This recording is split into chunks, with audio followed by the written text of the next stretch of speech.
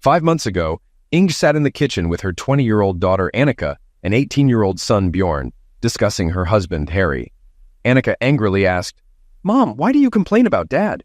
You act like a spoiled teenager. He gives you everything, but it's never enough. What more do you want?" Inge, feeling she was right, replied, "I want variety. He's too compliant and never stands up for himself. I want him to be firmer and get angry sometimes." Bjorn interrupted, "Really? Dad has gotten angry with me before, and I wouldn't want to go through that again." He shuddered at the memory. Inge then said, "I have a plan. I'll push him until he loses his patience and gets angry with me. Then, when he cools down, I'll make up with him and show my love. But I need your help." Annika looked at her mother skeptically. "I don't like that idea. If you love Dad, you wouldn't put him through that." "What do you need from us?" Bjorn objected. "No way. I once pushed Dad too far, and it hurt both of us. It took a year to rebuild his trust. Mom, it won't work out. Dad doesn't give warnings, he just snaps. Please don't." Inge ignored him and explained her plan. She then asked Annika, "What do you think? I won't push him to the extreme, but I need him to stand up to me." Annika replied, "I don't like it. Like Bjorn, I'm afraid it will drive us apart. I'll help to a point, but if things go as Bjorn predicted, I'll support Dad instead." Inge asked Bjorn, "And you?" "Absolutely not. If I see Dad suffering, I'll tell him everything." Inge tried to convince him, but he refused. The next morning, Inge shouted, "Harry, where's my coffee? I told you I wanted coffee." Harry, stunned, came out of the kitchen with coffee. "What took you so long?" Inge snapped. "Freshly made coffee takes time," Harry replied, trailing off. Inge's onslaught continued through their vacation. Bjorn tried to talk to his father, who calmly said it was between him and Inge and he'd sort it out. Driving south on the A2 highway, the tension was palpable. That morning, Inge's behavior had nearly pushed Harry to his limit. He focused on driving to contain his anger, planning to confront Inge at their destination. She sensed he was close to snapping and remained silent. After a 3-hour drive, they set up camp without speaking. They ate lunch in silence, and Harry went for a walk to calm down. When he returned 3 hours later, he felt refreshed. Finding Inge drinking with other campers, he asked, "Darling, shall we go to dinner?" Inge replied, "Can't you see I'm having fun? Back off." The others smirked, and Harry turned pale. Seeing Inge's hand on another man's thigh, he muttered, "As you wish," and left. Determined, Harry withdrew as much money as possible, opened a new bank account, and called his boss to explain the situation, arranging for his pay to go to the new account. His boss granted him a long vacation, understanding the circumstances. At 1 a.m., Inge returned drunk, reeking of infidelity, and mumbled, "Harry, come here. I want you."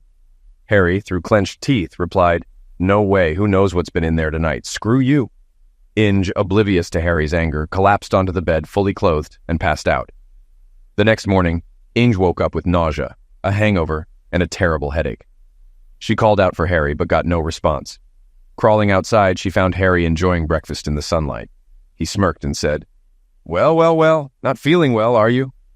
Inge tried to speak, but Harry cut her off. "Shut up and listen. Here are the car papers, the key, and the caravan papers." "Why?" Inge muttered. Harry nearly shouted, "Shut your mouth while I'm talking." He continued, "The bank cards and credit cards are yours. I'm leaving." Inge, barely holding herself together, asked, "When are you coming back? We need to talk." Harry replied coldly, "The question is, am I coming back? And the answer is no. This is goodbye." He shouldered his backpack. Panicked, Inge cried, "No, this wasn't supposed to happen." She felt nauseous again. Harry showed no compassion and waited. Finally, Inge whispered, "I love you. I just wanted you to be manly and stand up for yourself." Harry looked at her with disbelief. "You succeeded. I'm furious. Check the sheets when I'm gone. They're stained like when we got married. You smelled like a brothel last night. I wanted to talk about our marriage, but your behavior made my decision easy. Get tested for STDs." His last words hit Inge hard. "Goodbye," he said, and left. Overwhelmed, Inge wept and passed out on the bed. Harry walked to the village, thinking, leaving was easy, now what? By evening, he found a boarding house north of Hallsberg. Alone in his room, he fainted, realizing his marriage was over. He could handle Inge's misuse, but not infidelity. Meanwhile, Inge woke up again, feeling slightly better but still nauseous. She stepped in dried vomit and, breathing through her mouth, gathered her toiletries for a shower. As the hot water ran, she tried to remember the night before. Her memories were sketchy, but she knew her marriage was in trouble. Harry had always been forgiving. But recent events and her affair were too much. She cried in the shower. Harry sat in his room, analyzing his situation. He needed to dissolve his marriage and find a place to live. He called his boss, who promised to help find accommodations. In the meantime, he searched for an apartment. Inga, feeling dirty despite her shower, returned to the caravan. The stench inside was unbearable. She started cleaning, not wanting to face her children. After much effort, she sat outside, resisting coffee and cookies. Memories of the previous day flooded back, shocking her. As she tried to gather her thoughts, her phone rang. "Annika, why haven't you been answering your phone? I can't reach Dad. What's wrong?" "We had a fight. He's gone too far this time. I don't know where he is. He threw my car keys, papers, and bank cards at me and left with his backpack." "What did you say to him?" "You know how he gets when he's really mad, Mom. You're in big trouble." "I know. I don't think he'll ever come back. Things happen that he won't forgive. I can only hope for an amicable divorce." "Divorce? What did you do to make reconciliation impossible?" Inge pulled herself together and explained everything, including Harry's taunts and her own harsh words. Annika gasped. "Mom, you foolishly pushed all the buttons to get what you wanted. I'll keep trying to contact Dad and talk to him, but I won't get involved. You're on your own. I warned you from the start. You need to tell Bjorn yourself. He'll be furious. I'm not your messenger. You have 2 weeks to figure things out and get home. I'm not coming to help. Bye." Annika disconnected and immediately called her father. The line was busy. She sighed. "Good news. Dad didn't crawl away under a rock." After 10 minutes, she tried again. "Hello, Annie. How are you?" "Dad, you left Mom. Are we still a family?" Harry's voice was strained. "Yes, I left her. Did she tell you everything?" "Probably not. Your mother abandoned me 6 months ago. Yesterday, she told me to screw off in front of her new friends. I agreed, and now we're no longer a family. My employer found me an apartment and a good lawyer. I'm going to rent a truck and move out. I'll give you my new address soon." Annika shuddered at her father's anger. "I understand, Dad. One last question. Who will tell Bjorn?" Harry paused. "When you talk to him, just say we broke up. Don't tell him the whole story. It will devastate him. I told your mom she should explain it to both of you." They hung up, and Annika cried quietly. Harry, meanwhile, was determined to see this through. He could handle bullying, but not cheating. He recalled his first love and how she cheated on him. He swore never to tolerate it again. Packing his backpack, he headed for the bus station. The next day, Harry was at his house, now just a place to him. He had a meeting with CEO Gerard Dirksen and his lawyer in an hour. After a sleepless night packing essentials and family heirlooms, he was ready. Guessing Inge wouldn't be home that morning, he went to his office. On arrival, he was directed to the CEO's office, where his boss awaited him. "Harry, have a seat. Coffee's coming." "Did you get any sleep?" Gerard asked, concerned. Harry shook his head. Gerard continued. "Harry, meet Miss Ella Herveyer. She'll help with your divorce." "You still want it, right?" Harry replied, trembling. "Yes, as soon as possible, but I need rest first." Gerard nodded. "I just wanted you to meet her. You can contact her later." They exchanged numbers and Ella left. Gerard then said, "Let's drop the formalities. I'm Gerard, you're Harry. I've been through this and want to help. We have 2 houses available, one in the city and one in the suburbs, close to public transport." Harry chose the suburban house. Gerard sighed in relief. "Great choice. Here are the keys and address. The rent is $750 deducted from your paycheck. Harold and a truck are ready to help you move." "Thanks, Gerard." "You're welcome. But don't come back until you've talked to Miss Herveyer. If you need anything, you know where to find me." Harry left and met Harold. They drove to the new apartment, a 3rd-floor unit in a 5-story building with no elevator. It had a living room, 2 bedrooms, a bathroom, a half bath, and a large balcony overlooking a park. It was sparsely furnished. Harry said, "I don't need much from the old house. Let's go." 2 hours later, the truck left Harry's old house. He took essentials, including bedding and personal items. He left a note for Inge, saying she would hear from his lawyer soon. Inge was furious, left at the campsite with the car and caravan. Inge searched for a bus stop, realizing she was stuck without a driver's license. She missed the last bus and had to wait until morning. She couldn't find her drinking companions, and the camp director told her they had left. Annika and Bjorn refused her calls. She returned to the caravan in despair. The next morning, Inge walked to catch the 7 a.m. bus, but the campground manager informed her it was for locals only.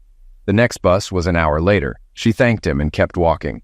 When Inge finally reached their street, she hoped Harry had forgiven her. Entering the house, she called out, "Harry!" but was met with silence. The antique clock was missing, and Harry's personal belongings were gone. She sank into a chair, realizing he had left for good. She had hoped for a confrontation and reconciliation, but found only emptiness. Harry had always told Annika and Bjorn, "What's worse, someone being mad at you or acting like you don't exist? If they're mad, they still care. But if they ignore you," Harry proved this when he caught Bjorn buying strange stuff for a party. Instead of punishing him, he said, "If you want to ruin your life, that's your choice. I'm out." Ing realized Harry was now doing the same to her. Instead of anger, he was cutting her out, and she knew it was her fault. Ing walked to the kitchen, opened the fridge, but closed it quickly. "No, booze caused part of this mess." She saw an envelope from Harry and tore it open. The note read, "Inge, I've been humiliated enough. This marriage is over. I've hired a lawyer. You should do the same." Inge screamed. "He didn't even sign it. I won't let this go." She threw the teapot and cup, shattering both. Almost a year later, Harry had a steady routine. Sleep, work, eat, repeat. One day he found divorce papers in the mail. The divorce had been difficult. Inge tried everything to talk to him, but Harry ignored her. Financially, things were simpler since their incomes and savings were similar, and the house, now mortgage-free, was worth over $500,000. Harry's frugal lifestyle and long work hours earned him high bonuses, leading him to look for investment opportunities. Harry decided to find a house with a garden, a place for his motorcycle, a library, a high-end stereo, a large kitchen, and 3 bedrooms. He searched online and through work contacts for an estate agent, eventually finding one he liked. He celebrated by booking a ticket to see Brahms's German Requiem, which felt appropriate. After the concert, he went to a nearby pub, still enjoying the music.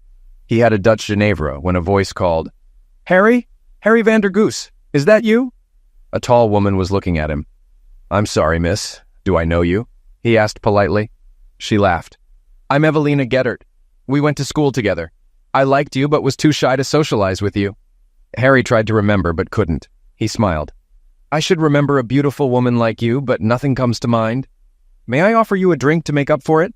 Evelina replied. "I have a date, but can I get your number for another time?" A man appeared behind Evelina, growling, "Baby, this is our date. You're going to have a good time with a real man." Harry wrote his number on a piece of paper and handed it to Evelina. The man demanded she give it to him, saying, "You're my girlfriend, and I don't want you sneaking around with another man." Evelina replied angrily, "You're drunk. I'm not your girlfriend. This was our first and last date. I'm calling an Uber. You're in no condition to drive, and I'm not going anywhere with you." The man growled, "I'll show you," and raised his hand to slap Evelina. Harry acted faster, kneeing him hard in the solar plexus. The man gasped and staggered. Harry held him up, saying, "Behave or I'll punch you to a pulp. Pay for the lady's drinks and leave quietly. I'll call her an Uber. Nod if we have a deal." The man nodded, paid, and left silently. Harry called an Uber for Evelina, who watched in amazement. "That's what I remember from school," she said. "You always helped others, even though you were reserved. How did you handle that guy?" "He's much bigger than you." Harry replied, "I've practiced Krav Maga since I was 7. It helped with my anger issues, building confidence and self-control."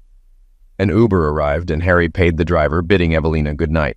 The next day, Harry received a call from an unfamiliar number. "Harry van der Goes, how can I help you?" "Good afternoon, Harry. It's Evelina. Do you have plans tomorrow?" "I'm looking at houses with a real estate agent." "Oh," Evelina sounded disappointed. Harry quickly added, "I'd appreciate your help. Women have a practical eye. Can you join me?" Evelina eagerly agreed. "Yes, I'd love to." "Do you know what you're looking for?" Harry suggested, "Let's discuss it over dinner. Either I'll cook or you choose a restaurant." Evelina laughed. "Can you cook?" "When I cook, there are no complaints or leftovers." "Really? I thought you ate out every day." Harry explained, "I've been a recluse lately. Last night was my first night out in a year." "Oh dear, why?" Harry hesitated. "It's a painful story. I got my final divorce notice that night. I needed to mark the occasion with a requiem." Evelina paused, then said, "That's too bad. I'll take a chance on your cooking. When should I come?" Harry gave her his address, and she agreed to arrive at 6. At 6:05, Evelina stood nervously at Harry's door and rang the bell. Harry opened it promptly. "Wow, you look beautiful," he said sincerely. Evelina, wearing a flattering dress and light makeup, blushed. "Thank you. May I come in?" "Of course. The lasagna will be ready in half an hour. We have melon and Parma ham for an appetizer. What would you like to drink?" Evelina enjoyed the evening, though she drank too much wine. After dessert, she felt dizzy. Harry noticed and said softly, "I think I'll take you home. You've had too much to drink." Evelina, now relaxed, replied, "Harry, I'd rather stay with you." Realizing what she said, she blushed deeply. Harry smiled. "I'd love that, Evelina, but I have a rule. I don't sleep with women who've had too much to drink. Let's see what tomorrow brings." Half an hour later, they were in front of Evelina's house. She looked down, embarrassed, and whispered, "I know you don't find me attractive enough, but can I have a kiss?" Stunned, Harry lifted her face and said, "Evie, you're beautiful. I'd love to make love to you, but not when you're half drunk. I don't want you to regret it. I care deeply for you and want this to last. Is that clear?" Evelina nodded, touched. "Disappointed in you? You're the first man to not rush things. I like you too, and I'll wait. See you tomorrow. I'll make breakfast, okay?" The next morning, Harry nervously knocked on Evelina's door. She opened it and he said, "You look amazing. How can I focus on house hunting?" Evelina giggled and hugged him. "I've fallen for you too. This is just the beginning." After breakfast, Evelina changed into a more practical outfit, and they met the real estate agent. The agent showed them 4 houses, 1 in the city, 2 in the suburbs, and 1 in a nearby village. Harry immediately ruled out the city house, wanting a garden. As they toured, 1 suburban house was also dismissed. Harry noticed the agent's excessive attention to Evelina and checked the house's proximity to the airport. Realizing the house was overpriced, Harry confronted the agent. "Are you trying to overcharge me and hit on my girlfriend?" The agent was taken aback. "What do you mean?" Harry replied. "You're trying to cheat me out of an extra $100,000 and seduce my girlfriend. We're done here." He turned to Evelina. "Let's leave." Evelina, surprised by Harry's reaction, asked why. He explained, "The agent didn't respect you and tried to scam me. I don't trust him.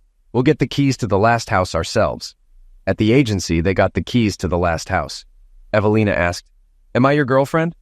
Harry smiled and said, "Officially no, but I was a bit jealous and would like you to be my girlfriend. So Evelina, would you?" Evelina, surprised but serious, replied, "You're not kidding, right?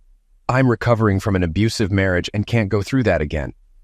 Harry assured her, "I'm as serious as a heart attack." Evelina smiled. "I liked you in high school and you've confirmed my impression. Yes, I'd love to be your girlfriend." The house in Fourmont seemed perfect but had issues. Harry called a specialist to check its structure and a contractor to estimate the cost of a new roof and other repairs. Although the house needed work, it was within Harry's budget. Angry at the first real estate agent, Harry offered $50,000 below the asking price. "Now we wait. It's getting late. How about dinner?" he said to Evelina.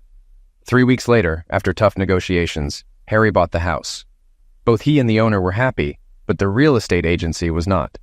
The owner got $10,000 more than expected, while Harry paid almost $40,000 less than the listed price, reducing the agency's commission. Harry's company then offered him a better 3-year contract, prompting a celebration.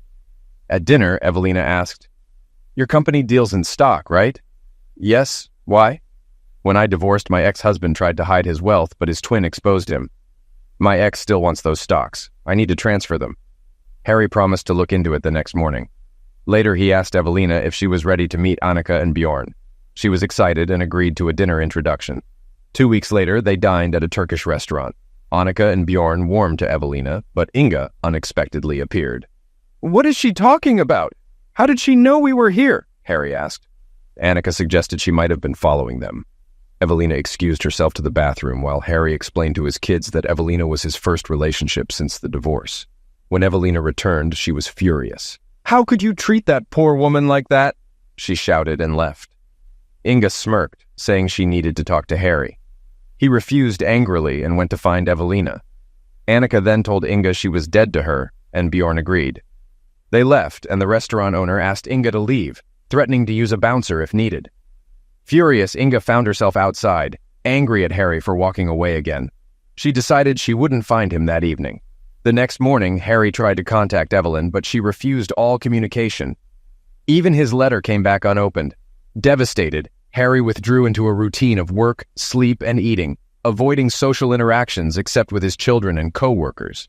2 weeks after the restaurant incident, Harry was summoned to CEO Gerard Dirkson's office, where lawyer Ella Herveyer joined them.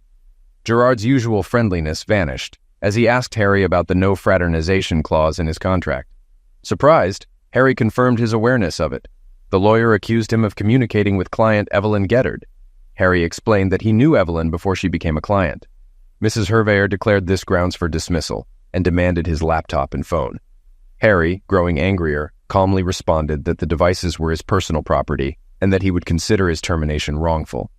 Dirksen, caught off guard, insisted on taking the devices due to confidential information. Harry rebutted, emphasizing that he was the account manager and the information was under his responsibility. The lawyer then confirmed Harry's immediate termination, demanding a list of his accounts. Harry retorted that they would hear from his lawyer soon. Months later, Harry won his case in court. The company had to pay him the full contract amount and bonuses. Several clients followed Harry, transferring their business to him. The judge dismissed the company's claims of account theft. Leaving the courthouse, Harry called Annika and Bjorn to celebrate. Harry returned home to his dream house, which now featured a library, large kitchen, garage, guest rooms, a gym, and a pool. Despite his physical fitness, Harry was mentally struggling. He bought a vintage BMW motorcycle but lacked the energy to restore it. Outwardly, he maintained a facade for his clients and children, but decided to avoid future relationships due to lost trust. Annika and Bjorn met at a restaurant, coincidentally the same one where Evelina had left Harry. They were worried about their father's depression and discussed ways to help him, though he resisted counseling and declined dates. During their conversation, they saw Evelina enter with a man before Inga suddenly appeared at their table. Annika glared at Inga and angrily demanded, "What are you doing here?" Inga replied, "I want to talk to you too. This has gone on long enough. I am your mother." Bjorn stood up, looking her in the eye. "After what you did to Dad, you're no longer our mother. You nearly destroyed him, and we won't tolerate it. You're not welcome here. I suspect you're behind his firing, so back off." Ignoring her mother, Annika called Harry. "Dad, we're coming to your place. What would you like us to bring?" "Why?" Harry asked, surprised. "Oh, this restaurant is infested." As they left, a man intercepted them. "Hello, I'm Jake Gedhart, Evelina's brother. I think my sister was misled about your father. Can we talk privately?" Annika, surprised, quickly handed him her business card and said, "Please call me soon. My father is struggling and we can't get him to relax. As you saw, our mother isn't helping." Jake nodded and returned to Evelina. Evelina asked her brother, "What are you doing? That man wants nothing to do with me." Jake replied, "That remains to be seen. You haven't behaved well since running away from that troublemaker. I think you still have feelings for him. Take the chance. I'm calling." He realized he didn't know Annika's name from the card. "Annika, tomorrow morning to sort things out." The next morning at 8:30, Annika's phone rang. "Annika Vandergoose speaking." "Good morning, Annika. This is Jake. We met yesterday." "Good morning. You're not too early. My father is sinking into depression. You said Evelina still has feelings for him?" "Yes, when we meet, she'll explain. She's been miserable since leaving that restaurant. I've made 2 reservations there, hoping to meet you. Can you come to my place around 5? We need to discuss this. I'll call my brother to join us. You must really love your sister to go to such lengths." "I do. She always took care of me. Now it's time to repay her. I'll see you at 5. If your brother can't make it at 5, have him come as soon as possible. I'll send the address and prepare a meal." "Okay, we'll bring drinks. Wine, beer." "Both, please. I like beer. Evelina likes wine." "Consider it done. See you at 5. A few minutes after 5 o'clock, 5 people sat around the kitchen table, including Jake's wife, Lisa. She poured wine while Jake served food, roasted chicken with vegetables and freshly baked bread. Annika asked, "Are we talking while we eat or waiting?" Jake replied, "We'd better start now." Annika asked Evelina, "Can you tell me what our mom told you about my dad?" Evelina blushed. "I'll try. She described my ex-husband in detail, which is why I panicked. In the bathroom, your mom asked if Harry had told me why he was divorced. When I said no, she claimed he had verbally and mentally misused her for months and had cheated on her. I believed her and ran." Annika and Bjorn shook their heads and looked at Evelina. Bjorn said, "The story is almost true, except for one detail. It wasn't my father who did this to my mother. It was the other way around. Plus, my mother arranged for my father's firing on false charges. They had a picture of you and my father from the day she lied to you." Evelina turned pale. "Is Harry really who he seems to be? I left a good man because I believed your mother's lies." She began to sob. Annika comforted her, whispering, "Maybe there's still a way to make things right between you two." Then she asked, "What should we do?" Lisa commented, Your mother will always try to cause trouble. You need to deal with her first. I have an idea, but you might not like it. Bjorn said, Tell us. We'll do almost anything. Lisa continued, You have to let your mother back into your life, but with conditions. She must leave your father alone and see a psychiatrist to address her issues. Annika and Bjorn looked at each other and nodded. We can do that, Annika said. But what about our father? Harry was swimming to exhaust his frustration. Despite his great shape, his 2 failed relationships left him uninterested in new ones. That day, a female client threatened to take her business elsewhere if he didn't date her. Harry turned her down and recommended his old company. After a long swim, he went inside just as the doorbell rang. Checking the camera, he saw Inga and angrily opened the door. Inga, whatever you want, the answer is no, now leave. Harry slammed the door and activated his security system, ready to request a restraining order if needed. Inga, feeling good with a health certificate after battling syphilis, had dressed to impress Harry, but seeing his new fit physique, she was caught off guard by his rejection. Right after, Harry's phone rang. What, Dad? Oh, I'm sorry, daughter. I thought it was your mom. She was just at the door. What did she want? I didn't give her a chance to speak. I told her to leave and slammed the door. So, she's not seeking reconciliation? Daughter, after your mother hurt me for months and cheated openly, something inside me died. My love for her is gone. But remember, she's your mother. Don't do anything you'll regret, like cutting her off. I've tried calling her for days with no response. I blocked her number, but I still dream about her and wake up longing for her. Dad? Yes? When will you come out of your shell? I don't know. I'm not ready for a psychiatrist yet, and women think I'm easy prey. Can we come over tomorrow for dinner? Okay, 6 o'clock. Use your keys so I can swim and still have time to cook. See you tomorrow. Love you. Love you too, Dad. Annika was thrilled and immediately called Evelina. Eva, be at my place tomorrow at 3:30. We need to be at Dad's between 4 and 5. I tricked him into thinking Bjorn and I are coming to dinner. Start thinking about what to wear, Annika said cheerfully. Evelina was excited too. Thanks, Annika. See you later, she replied, already knowing what she'd wear. Inga had tried many times to reach her children through letters and knocking on their doors, but her number was blocked and her letters went unanswered. Desperate, she called Annika again. Mom, why are you calling? You know we don't want to talk to you. I needed to hear your voice. I miss you both. What do I have to do to see you again? Ha! Dad doesn't need your help. He's been doing great. But Bjorn and I talked and decided on 2 things you need to do before we'll talk to you. Are you listening? Yes, anything. First, leave Dad alone. We know you scared off his girlfriend and got him fired. He left rich and took clients with him, so leave him alone. Okay, I promise. Second, see a psychiatrist for your obsession with Dad. You'll never get him back. I don't know. I'll go with you. It's part of the deal. And Bjorn? We already agreed. Now let us know when your first appointment is, and leave Dad alone. Inga was thrilled. Despite not liking the conditions, she thought she could get around them eventually. The next day, Annika and Evelina entered Harry's house. Annika whispered, You look stunning. Evelina, nervous, replied, I'm so nervous I'm nauseous. Surprise him in the pool. He won't run away there, Annika suggested. Evelina took a deep breath and went to the pool, where she saw Harry swimming. She noticed how fit he had become. Gathering courage, she entered the pool and the current carried her into Harry. Instinctively, he grabbed her, and they drifted to the other side. Harry pressed the emergency button, and the current stopped. He saw Evelina's panicked face. Evelina, what are you doing? He asked, surprised. Don't chase me away. Please let me explain first, she pleaded. Harry, stunned, replied, I won't kick you out, but you have to explain. How did you get here? Annika called from the gym door. Blame me, Dad. There's coffee and tea in the kitchen. As they entered the kitchen, Harry explained to Annika. She jumped in the pool. Evelina added, He wouldn't look up, so I had to. But I won't do that again. They sat at the table. Annika quietly said, Dad, we're not trying to meddle, but you're so unhappy. We had to do something, and that's when we met Jake and Evelina. Harry frowned. Jake? Evelina quickly clarified. My little brother, Harry sighed. I'll try to understand. Just promise not to get angry and let me finish the story. Annika nodded. We understand, Dad. We trust you. That's why Evelina can explain everything. Evelina took a deep breath, looked at Annika, and asked, Should I start? The sooner this is over, the better. Harry nodded. When I met you, Harry. I was on my first date after a failed marriage. My ex was abusive, starting with verbal misuse and escalating to physical.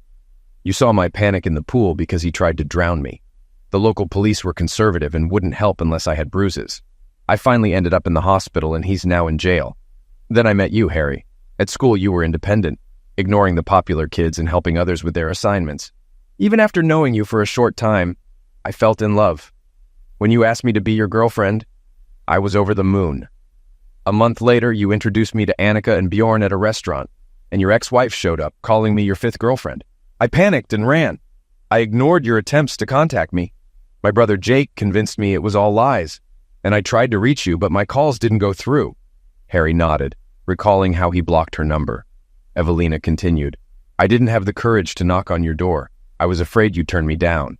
Harry asked, how did you have the courage to show up today? Jake, Bjorn, and I pushed it, Dad, Annika answered before Evelina could speak. And Evie, why did you jump into my pool? Evelina's heart twitched at the pet name. I wanted your attention so badly. I was scared but overcame my fear. I'm so sorry I ran away and didn't ask for your side. Can you forgive me? Harry whispered, Evie, I told Annika I still dream about you. Do you know the song Avalanche by Leonard Cohen? You became my avalanche. We both need therapy to work this out. Evelina found her voice. Does that mean you accept me back? No. Evelina turned white, but Harry quickly continued. I never told you to leave. You ran away. Should I ask if you want me to come back? Evelina squeaked. Yes, I was a fool to leave. Can I stay tonight? Annika interrupted. Papa, I have something to tell you about Evelina. Give me a break, Cupid daughter, Annika explained. Bjorn and I decided to let Mom back into our lives on 2 conditions. 1, she leaves you alone. 2, she sees a psychologist. I'll go with her. Harry replied decisively, That's wise. If it helps future tensions, I promise to be well-behaved when I meet her. He added, That doesn't mean I'll invite her to dinner, but there will be times when you or Bjorn will want a family dinner. You won't have to choose between parents because of me. I can't speak for your mother, though. Annika sighed. Oh, Daddy, you're so sweet, thank you, and kissed his cheek. Now I'll leave you two. Evelina, are you coming? She grinned. Evelina, still unsure, looked at Harry. Do I have to? Harry smiled. Not on me. I have a spare bedroom, he laughed. But whichever room you choose, you'll find me in bed. Evelina blushed and smiled. They went to bed, and after some time, Harry spoke first. Will you marry me? Evelina sat up abruptly, eyes wide. What did you just say? Will you marry me? Harry repeated. Evelina was silent, then asked, Do you really want to marry me? You don't have to. I'm yours with or without a ring. I promise to stay by your side through everything. Harry replied, That's enough for me. I promise the same. But for me, it's about other women, not men. Consider us married. Now, do you want to move in or should I? Evelina laughed. I'll get my things. I don't have much after my divorce. Dear Evie, he can't hurt you anymore. The next morning, Harry called Annika and Bjorn with the happy news. After breakfast, he and Evelina went to get her things. A year later, Harry watched Evelina swim, having overcome her hydrophobia. He hummed as he walked back to his office, detouring to the mailbox. He made coffee and sorted the mail, finding an unstamped letter addressed to him. Recognizing the handwriting, he groaned. Evelina asked, Harry, look at me, please. Harry looked up, and Evelina continued. Inga wrote that letter. We talked when we met at Bjorn's. Her counselor helped her realize her mistakes, and she's now trying to make amends. Please read it. It will help you understand. Harry grumbled. I don't need a relationship with her. I want to be left alone. Evelina took his coffee, sat on his desk, and said firmly, You need to, or she'll keep haunting you. Read the letter. Harry nodded slowly and opened the envelope. Dear Harry, I still think of you as Dear Harry, even though you don't feel the same. I know from our children that you don't care about me anymore, and I was shocked to hear it. But I need to tell you I'm sorry. When you left, you said you were so angry there were no words. Now I don't have the words to describe my regret. I destroyed our marriage and tried to ruin your life. Annika and Bjorn made me go to counseling, and it was brutal. The counselor said I was jealous, selfish, and entitled. I hurt you terribly. I'm not asking for forgiveness because I don't deserve it. The children said you'll be civil to me, which you can do by ignoring me. I've dated other men and realize I threw away what we had. Please let me into your life for the children's sake. I won't pursue you or invade your life.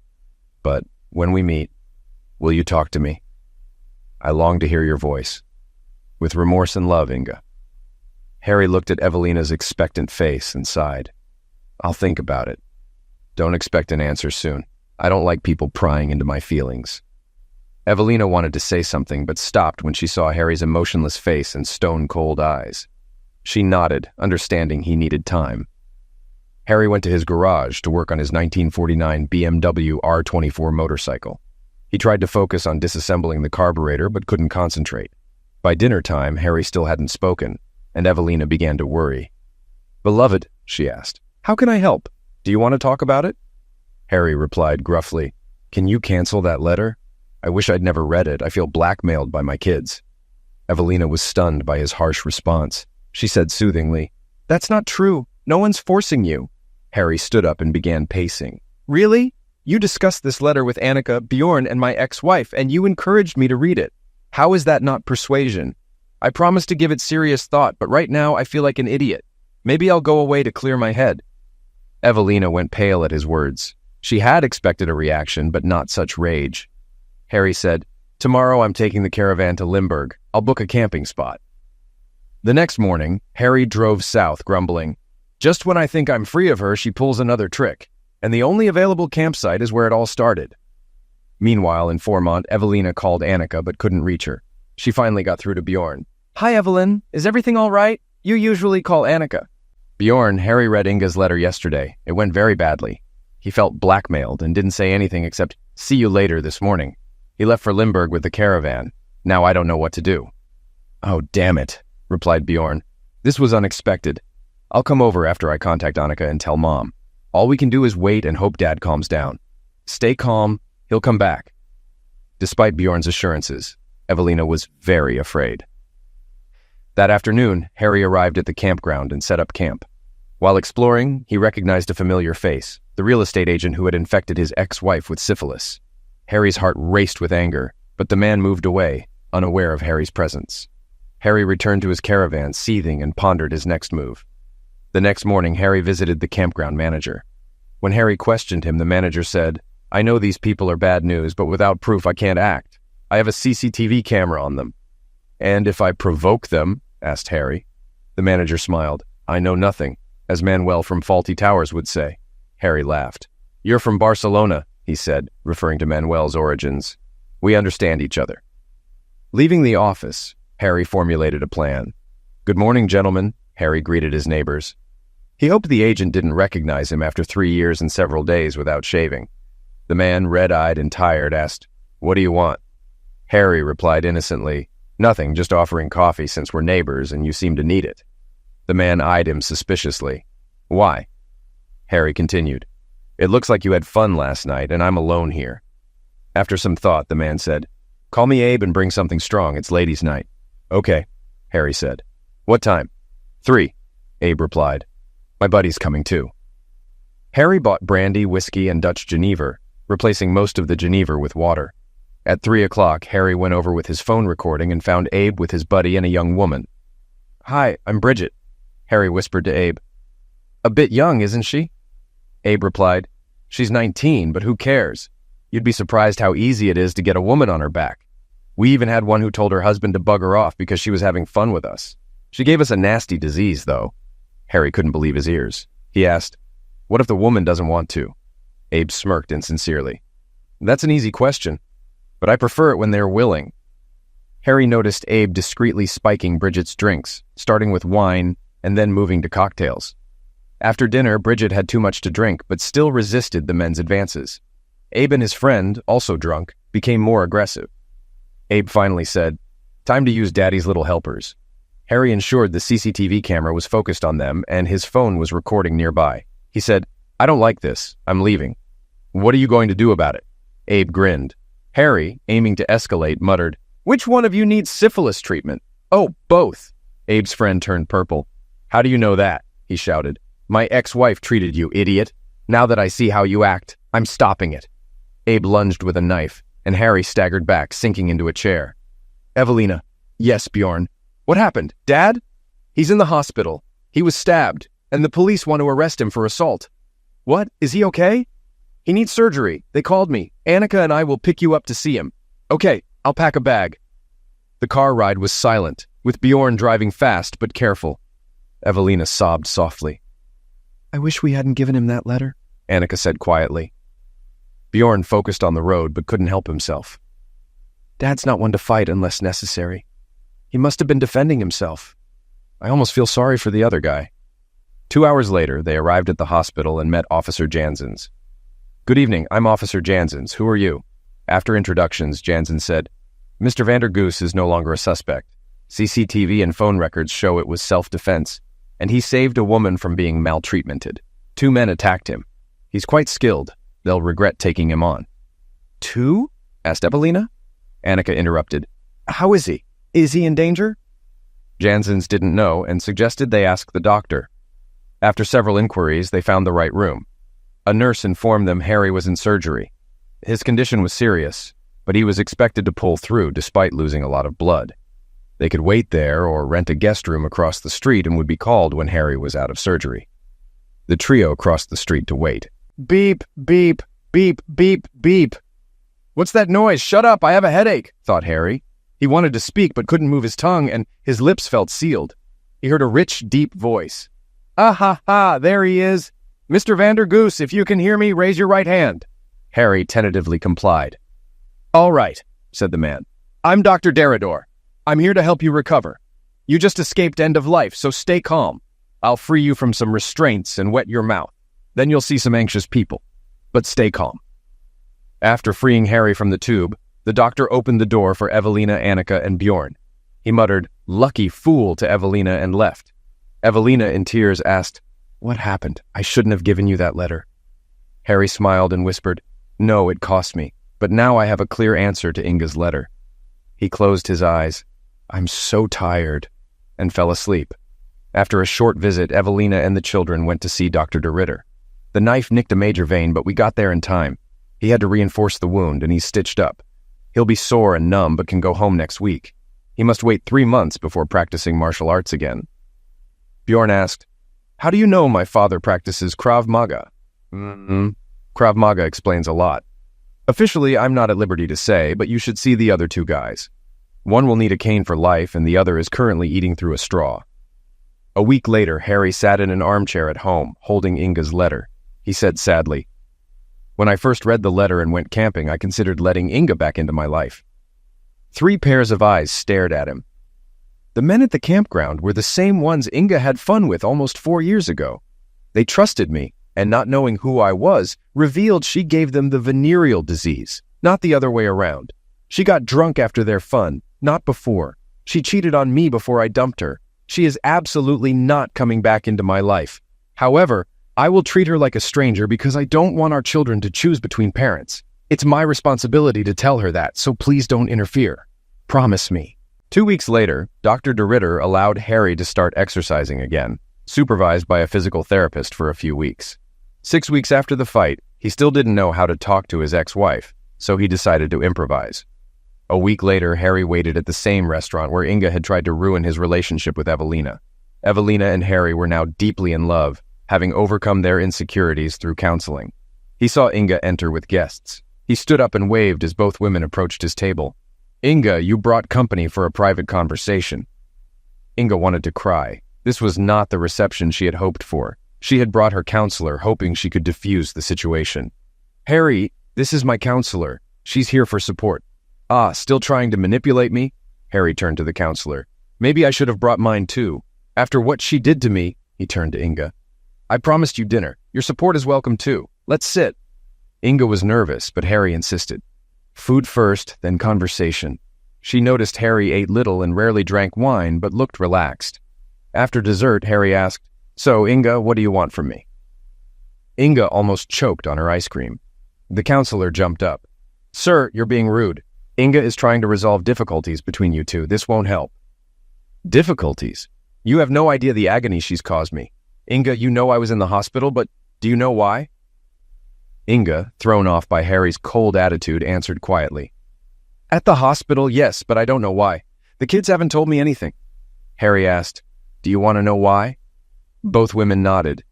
Inga, after I read your letter, I needed to do some serious soul-searching because my loved ones asked me to do what you begged me to. I went camping and ended up at the same spot where your hell unfolded. There, I met the men you had your fun with. I sought revenge, gained their trust, and recorded their bragging. When I objected, they started a fight. One had a knife. He paused, took a sip of his drink, and looked at Inga. I have part of this recording on my phone and will share it. The counselor interjected, I don't think that's necessary. Harry quickly replied, It is necessary. You're not my counselor, and the reason for my decision must be clear. He played the recording, and Inga trembled. Tears streamed down her cheeks as her lies were exposed. When the recording ended, Harry was emotionless. These people only recognized me after the recording. I encouraged them to attack me, but they freely gave the information. So, ex-wife, I conclude you cheated on me with at least one man months before this event. You humiliated and insulted me for 6 months and broke our wedding vows. Your grand finale at the camp solidified my decision. There was heavy silence. Harry looked grim. To paraphrase, can't you see I'm in good company now? So kindly back off. Harry got up, paid the bill, and went home to Evelina, the woman he loved.